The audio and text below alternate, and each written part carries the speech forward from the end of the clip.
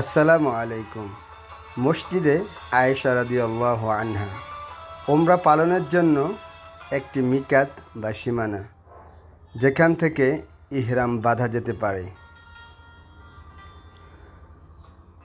মসজিদে আয়েশা থেকে ইহরাম বাঁধার পদ্ধতি: ওমরা শুরু করার আগে গোসল করা একটি সুন্নাহ।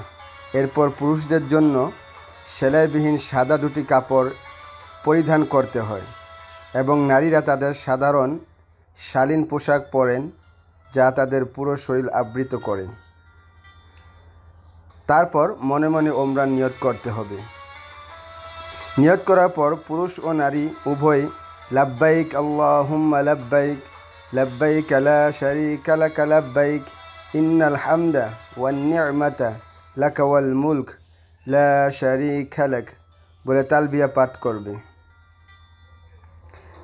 তালবিয়া পাঠের গুরুত্ব: এই সময়কালে একজন ব্যক্তির উপর কিছু জিনিস নিষিদ্ধ হয়ে যায়, যেমন সেলাই করা কাপড় পরা, সুগন্ধি ব্যবহার করা এবং শিকার করা। এখানে ইহরাম বাঁধার পদ্ধতি অন্যান্য মিকাতের মতোই।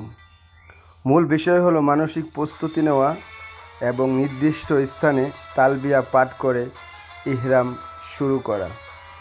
জাযাকাল্লাহ।